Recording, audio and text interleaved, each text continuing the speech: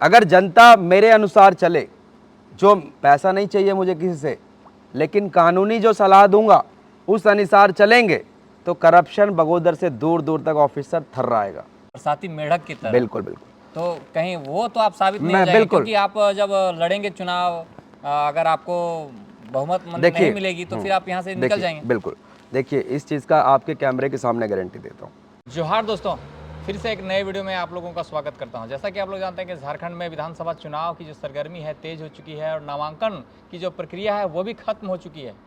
आज हमारे साथ एक ऐसे प्रत्याशी को मैं ला रहा हूं जो बगोदर विधानसभा से आते हैं, पेशे से वकील हैं और पहली बार विधानसभा चुनाव में ये नामांकन किए हैं। कौन से पार्टी से किए हैं, बैकग्राउंड क्या है, क्या सोच रखते हैं, क्या सोच करके राजनीति में आए हैं, तमाम सवालों के जवाब लेने का प्रयास करेंगे और आप तक इनके विचारों को लाएंगे। श्रीकांत जी, बहुत बहुत जोहार, स्वागत। आपका भी नमस्कार और सभी जनता का, मेरे भाई का, बहन का, माता पिता, चाचा चाची, दादा दादी, सभी का नमस्कार। पहला सवाल ये रहेगा कि पहले आप अपना परिचय बताएंगे थोड़ा सा। मेरा परिचय ये हुआ कि सरिया बगोदर विधानसभा में सरिया प्रखंड के अंतर्गत मकामो पंचायत में एक गांव है खेसकरी। उस खेसकरी गांव में मेरा 1996 में जन्म हुआ। उसके बाद बचपन से ही यहाँ पे स्कूल में पढ़ा थोड़े दिन। उसके बाद फिर अच्छी व्यवस्था नहीं थी तो मेरे पिताजी जो है मेरे को दिल्ली ले गए, और दिल्ली में हमने, जैसे कि पता है कि यहाँ पे कोई एजुकेशन ज़्यादा नहीं है, तो बहुत मुश्किल से ही एक 100 में से 0% ही उस ज़माने में होता था कोई पढ़ा लिखा। तो उस स्थिति में लेके गए, बहुत मुश्किल से हम लोग पढ़े वहाँ पे। और पढ़ने के बाद जब 12वीं पास हुए तो 12वीं के बाद एक्चुअली कक्षा 7वीं से मेरे मामा जी जो हैं वो 2006 में, पता नहीं उनके पास कैसे इतना दिमाग आया, वो भी खुद गांव से हैं यहीं पे। उन्होंने वकालत करने की बात कही पिताजी से, और वकालत उन्होंने दिल्ली में एक कॉलेज में एडमिशन लिया, और उनकी सारी किताबें मेरे घर पे पड़ी रहती थी। और वो सारी वकालत की किताबें जो है मैं अपने स्कूल से किताबें साइड ढक के रातों में अपना घर में अंदर दरवाज़ा लगा के, क्योंकि घर वाले डांटते थे कि भाई अपनी किताब पढ़, स्कूल की एग्ज़ाम आ रहा है, ये आ रहा है, ये सब क्या पढ़ रहा है तो बड़ा फालतू का। मैं वहाँ से चुप चुप के लॉ की किताबें पढ़ता था, और मुझे कानून में इतना इंटरेस्ट आने लगा कि मैंने बोला 12वीं के बाद मुझे वकालत पढ़नी है। तो वही जैसे कि सोच समाज की है कि ये वकील, ये नेता। यानी आपका जो लालन पालन दिल्ली में हुआ और पेशे से अभी आप वकील भी हैं। यस। अचानक आपके दिमाग में ऐसा क्या आया कि आपको राजनीति में आने की आप सोचें कि नहीं, वही चीज़ मैं बता रहा हूँ। मेरा ज़्यादा नहीं, शॉर्ट में ही शॉर्ट में बताऊंगा 2 मिनट में। पहली बात, ये कोई अचानक नहीं है। मैं जब बोला कि मामा जी की किताब पढ़ता था वकालत की 6ठी 7वीं क्लास में, तब तक तो ऐसा माइंड में नहीं था। तब तक तो यही था कि बनना है तो वकील। वकील एक ऐसा पावरफुल पर्सन है जो सिस्टम को, जिससे सिस्टम डरता है, जिससे हर एक व्यक्ति डरता है उलझने से कि भाई इसके साथ उलझेंगे तो बहुत लंबा फंसेंगे। और जो समाज में इवेंट्स हो रहे हैं, हर जगह यहाँ हो रहा है वहाँ हो रहा है, उस चीज़ का जानकार है वो, कि ये सही हो रहा है कि गलत हो रहा है, वो ऐसे होना चाहिए तो वो वैसे होना चाहिए। ये ना एक इंजीनियर जानता है, ना एक डॉक्टर जानता है, ना एक कोई मेडिकल का जानता है, ये सिर्फ वकील जानता है कि क्या सही हो रहा है क्या गलत हो रहा है। तो डंडा जो है शासन का, वो सब हम समझे कि शासन क्या होता है, प्रशासन क्या होता है, कैसे देश चलता है, तो सबको चलाने वाला, सब चीज़ों की जानकारी रखने वाला ये वकील ही होता है। तो उस समय से वकील का एक मन में आया। वकालत की 12वीं में बहुत ज़िद करी, नहीं करवाने दिया। इंजीनियरिंग के यहाँ पे चलता था समाज में कि इंजीनियरिंग अगर नहीं किए तो समाज में हमारी बदनामी कर दी। तो उस बदनामी से, मेरे नहीं, उनके हिसाब से ये बदनामी थी इंजीनियरिंग की पढ़ाई कर, मतलब ये लॉयर की पढ़ाई करना, वकालत की पढ़ाई करना। उनके लिए मैंने इंजीनियरिंग की पढ़ाई की। इंजीनियरिंग की पढ़ाई करने के बाद NHPC लिमिटेड, जो भारत सरकार की डैम कंस्ट्रक्शन कंपनी है, उसमें मैं एज अ ट्रेनी इंजीनियर था। लेकिन मैंने कभी भी मन में लालच नहीं रखा कि नहीं मुझे इसमें ही लगातार रहना। बहुत अच्छी फैसिलिटीज़ है।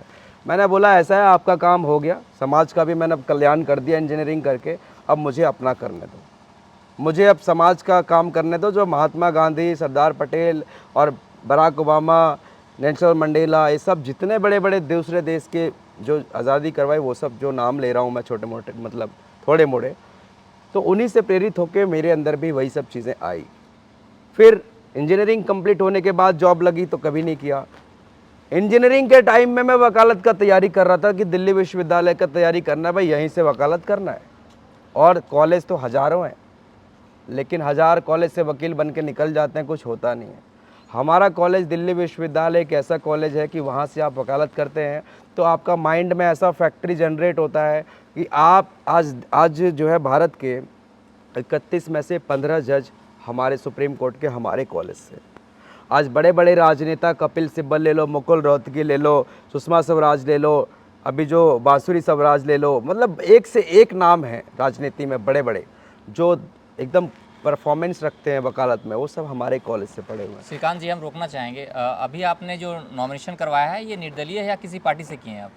ऐसा है कि अभी जो नॉमिनेशन है वो निर्दलीय है। उसका वजह ये है कि जब सबको पता चल गया कि मैं झारखंड न्यायिक सेवा भी परीक्षा पास कर चुका हूँ। अभी उसका फर्दर आगे का एग्जामिनेशन होने वाला था इलेक्शन से पहले, और 100% है कि उसमें मैं सक्सेस करता और उसके बाद करता है राजनीति, लोगों को काबिलियत दिखाने के लिए यहाँ के हिसाब से। लेकिन अब एग्ज़ाम आगे बढ़ गया तो इसलिए मैंने सोचा अब 5 साल इंतज़ार करना बेवकूफ़ी है कि 5 साल मैं इस चीज़ के लिए रुकूं कि उस एग्ज़ाम को पास करूंगा, उसके बाद अगले साल आऊँगा रिज़ाइन मार के। भाई लोगों को समझना हुआ तो अभी समझ जाएगा कि अभी क्या काबिलियत है।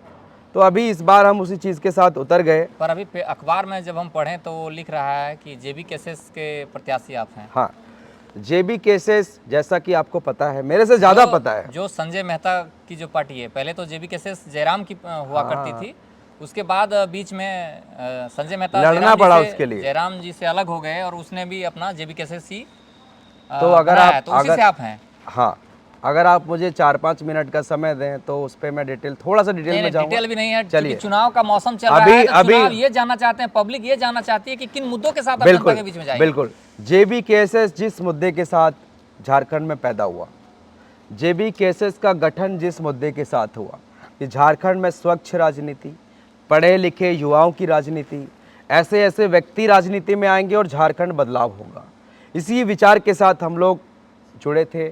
और मेरा जुड़ने का माध्यम है कि जो मेरे टीम के थे बुद्धिजीव, उनके थ्रू मैं उनसे जुड़ा।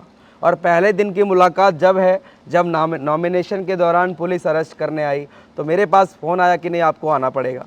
हम आए, आने के बाद 8 दिन तक उसके घर में तोपचांची में जहाँ थे वहाँ पर रहे, होटल में नहीं रहे, घर में रहे।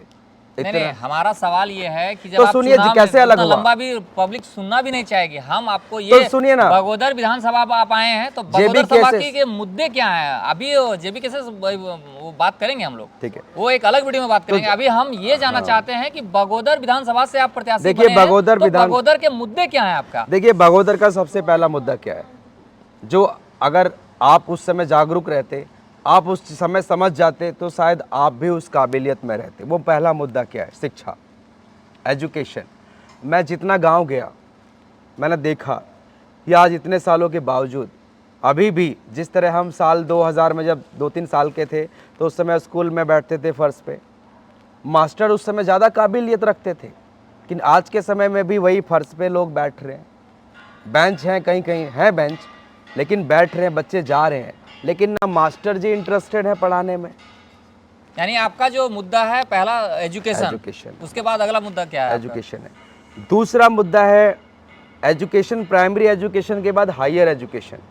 वो तो एजुकेशन में आ ही जाएगा, उसके बाद आप आगे क्या? एजुकेशन के बाद है एम्प्लॉयमेंट। अगर उसमें भी कैटेगरी देखेंगे कि किस कैटेगरी के लोग पलायन कर रहे हैं, तो सबसे ज़्यादा अगर परसेंटेज होगा तो उनका होगा जो 12वीं करके, 10वीं करके, 8वीं करके और मजदूरी करने कंस्ट्रक्शन लाइन में, इन सब लाइन में बाहर पलायन हो रहे हैं। इन सब कैटेगरी के सबसे ज़्यादा है।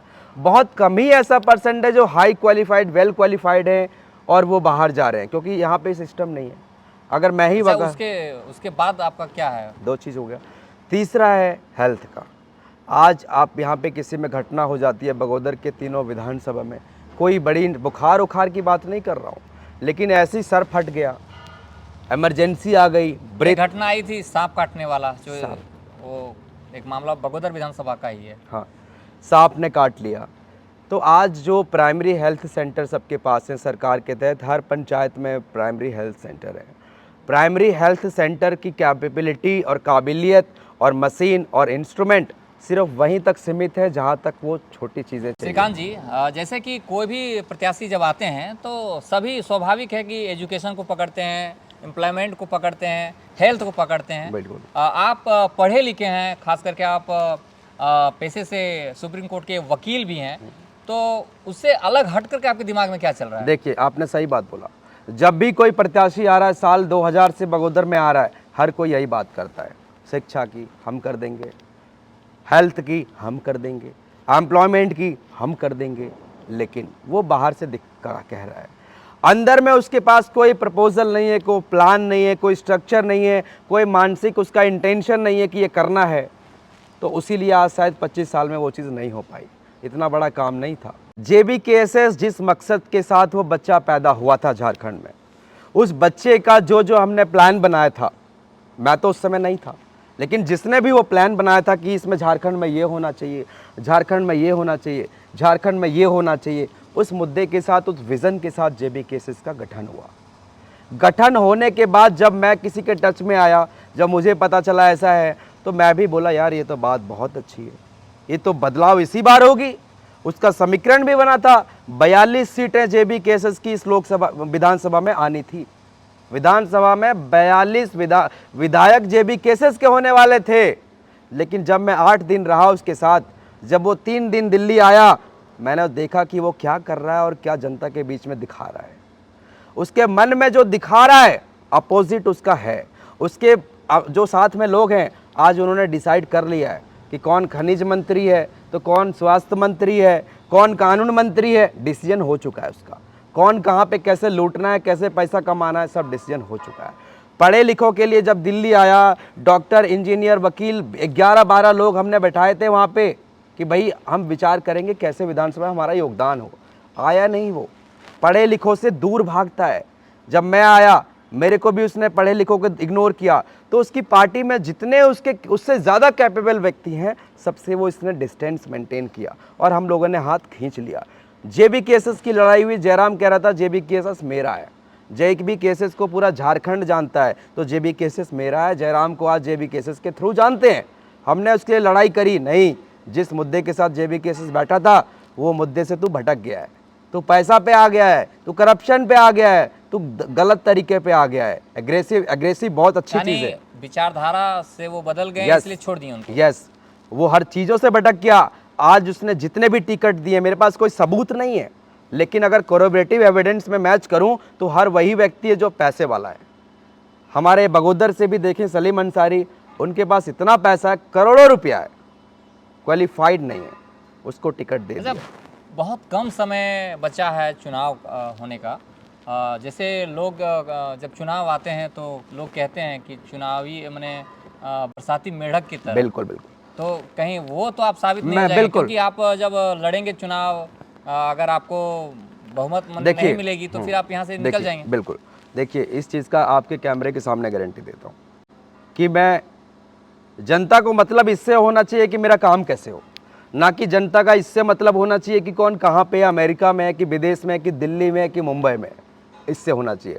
लेकिन अगर जनता को इससे मकसद है कि मेरी शादी में ये आ जाएं, मेरे जागरण में ये आ जाएं, उससे खुश है जनता, तो मैं नहीं करूँगा, वो मैं नहीं करूँगा।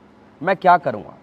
अगर जनता बोलेगी कि भैया BDO ऑफिस में करप्शन हो रहा है, पैसा मांग रहा है, हम गारंटी लेते हैं उसमें करप्शन 100% बगोदर से खत्म कर दूंगा। हारने के बाद करेंगे, जब आप हारने के बाद भी, क्योंकि अभी तक जनता उसको प्रतिनिधि चुनती है जो जनता के बीच में रहते हैं, जो जनता के समस्याओं को लेकिन सॉल्व करते हैं। आप तो कभी रहे नहीं, तो फिर जनता पर भरोसा कैसे करेंगे? क्योंकि अगर मैं पहले रहता, अगर जैसा आपने बोला कि 5 साल पहले मैं आता, तो 5 साल पहले आता तो जो मैंने वकालत किया, जो मैंने एक्सपीरियंस लिया, जो मैंने एक्सपर्टाइज की, वो सब कैसे होता?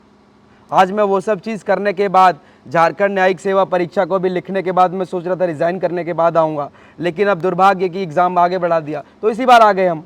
अब इसीलिए आ गए क्योंकि जैसे विदेशों में होता है कि नया कैंडिडेट उतरता है, जनता जानती भी नहीं है, लेकिन जनता कब जानती है? जब वो फील्ड में जाता है और पूरा वहाँ पे ओपन में स्पेस में कॉन्क्लेव होता है, डिबेट होता है, कंपटीशन होता है, कितना कौन काबिल है, तो 10-15 दिन में वहाँ पे प्रेसिडेंट भी बन जाते हैं। चलिए, आप मैंने चुनाव अगर बहुमत नहीं आ पाता है, मैंने आपका आशीर्वाद नहीं मिल पाता है, तब भी मैंने आप जनता के बीच में सुनिए, अगर मैं बहुमत में मतलब नहीं भी इलेक्ट होता हूँ, लेकिन अगर जनता मेरे अनुसार चले, जो पैसा नहीं चाहिए मुझे किसी से, लेकिन कानूनी जो सलाह दूंगा उस अनुसार चलेंगे, तो करप्शन बगोदर से दूर दूर तक ऑफिसर थर्राएगा।